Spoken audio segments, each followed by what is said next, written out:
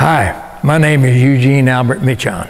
I've been invited to come and talk to you about Santa Fe Town, also referred to as Dutchtown. So join with me and take this nostalgic trip down through there, and I will tell you about the places that were back during the 1930s up through about 1942. We'll start right here. Up here on Main Street at the corner of Main and Crockett is the Baptist Church. That gives you a starting point. And this road here was at one time the Temple Highway. Went out this way on to Temple, Texas. Now, the Coca-Cola plant, which is not in operation right now, it is a building, a place of business, is right there. Okay, now you come on down to here. And in this area here, the building is still standing there. It was known as the Silver Grill. It was a very good watering hole and place for people to go to and enjoy themselves.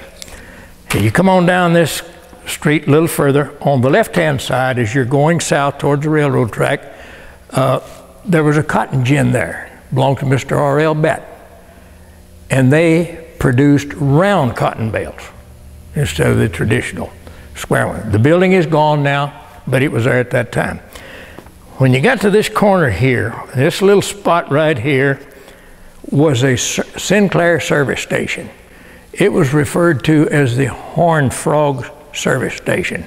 The reason being the two pillars out in front that supported the roof.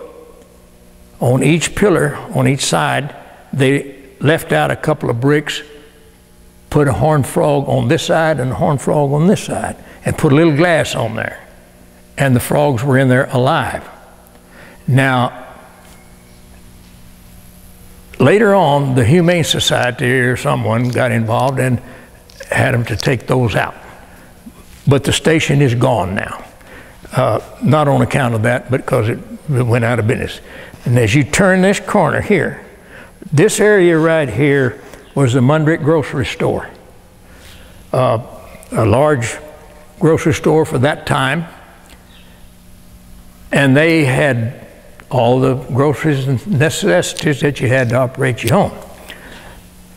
On this corner were a couple of houses. And all this property at that time was owned by the Mundricks.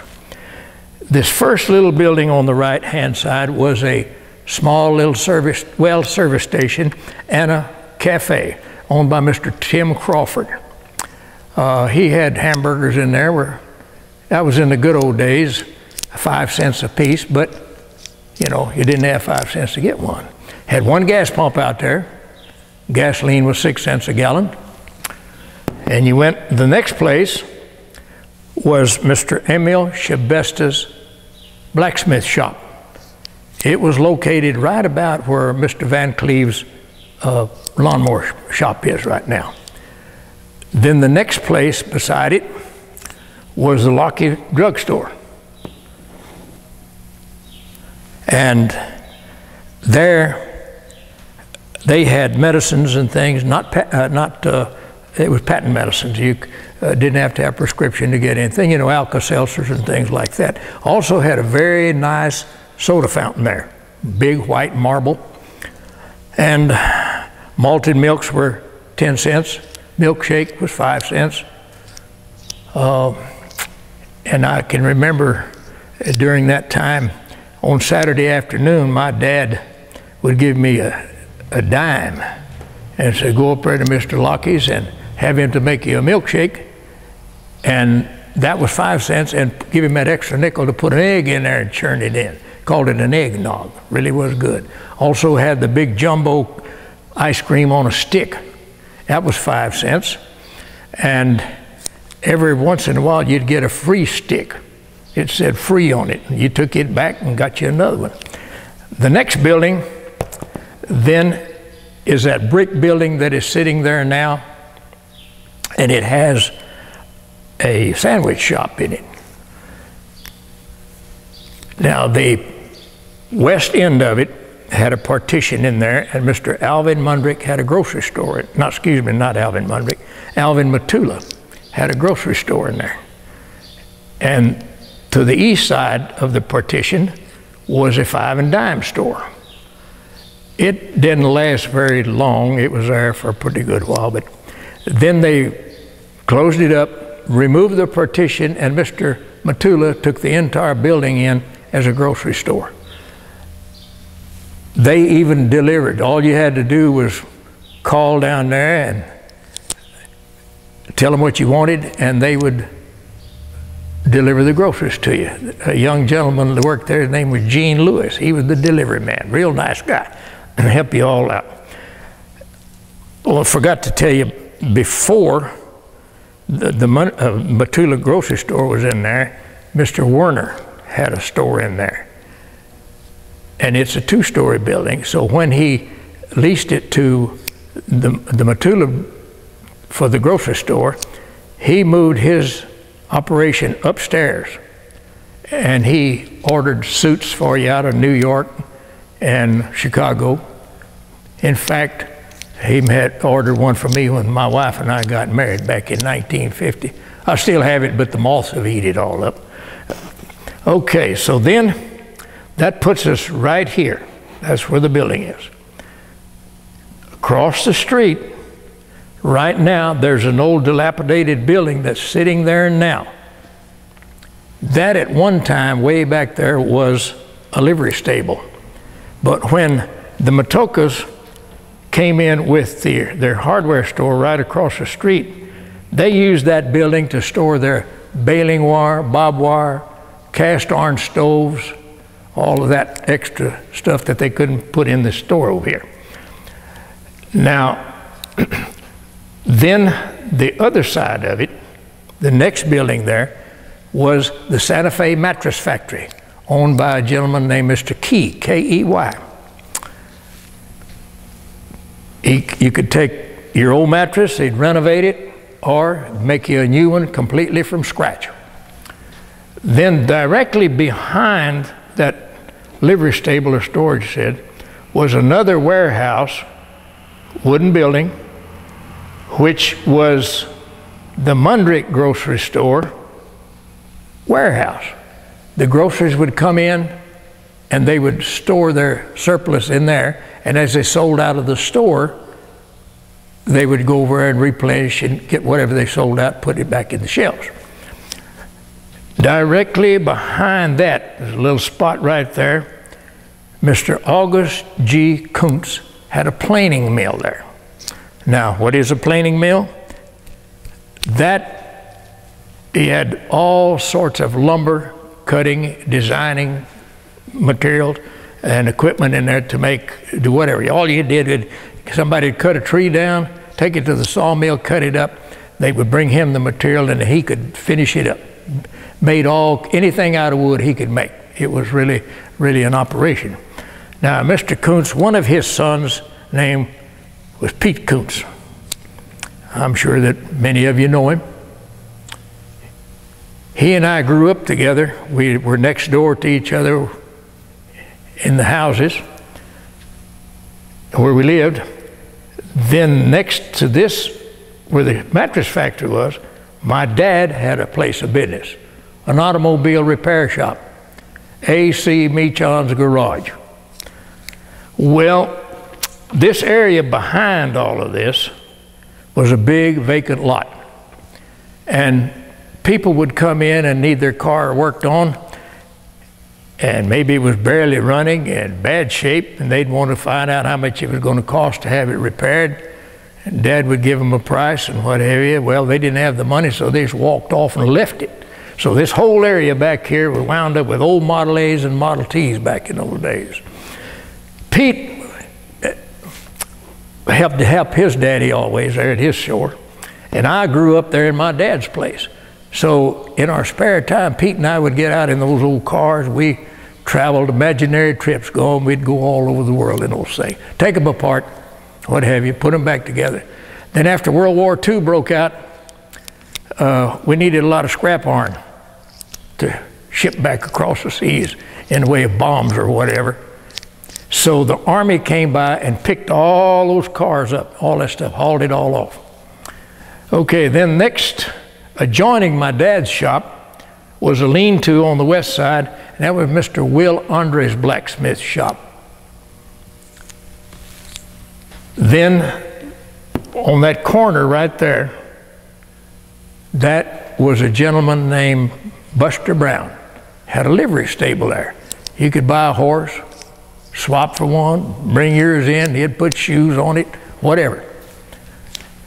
Then across this little alley here, we went on, and there was another little building there. There was another little grocery store there. Okay, then you went on, and further this away, there was the Exxon, or well, Humble warehouse at that time. And then there were, as you got to this is a railroad track, Southern Pacific, coming right here. The Humble warehouse was right here in this area. And then also behind it was the Texaco and Gulf warehouse. And this area over here in this part was known as Alabama Town. Okay, now that will take you about to where the Santa Fe Town will end. And let's come back down to this side and cross over the street. And behind Mundrick's grocery store, heading west towards Temple, there was a barber shop there, Mr. Humble. He was grandfather to Don Humble. And also in that same building was Mr. Harris, repaired shoes, boots, even make you a pair if you wanted it. Then the next place, also in that same building, it was just wide, was the Santa Fe Meat Market. It was owned by Mr. John Brozek. Later on, it became John's Place, and then everyone else referred to it as Papa John's. Now, when he was in the meat rendering business, he slaughtered animals out. His slaughtering pen was further out this way. And he'd bring that meat in, of course, and cut it up and take it to the grocery stores and things like that, whoever needed, to the meat markets. He also made chili and stew. And then when the beer was allowed to come in, well, he got a license to sell the beer, and then they got away from the slaughtering business, but continued to make wieners and sausage, chili, hot dogs, hamburgers, best in the country, I'll tell you, they were good. So then his sons Irvin and Steve, after they came back from the war, they operated the place. And then later on moved on back to this building right here on the corner. Then the next place there was the Matoka Hardware. Mr. A.J. Matoka started that business. The building belonged to Mr. Frank Mundrick. And that store had everything imaginable in there, from needles, thread, on up to saddles, harness, just everything, had it all there. In fact, if you needed it and it wasn't there, well, you didn't need it. That's just how much stuff they had in there. All kinds of dishes, cooking utensils, chains, it didn't matter, had it all. Okay, then somewhere along the line, his brother B.J. Matoka came in there with him. So they operated the store all during the war and after.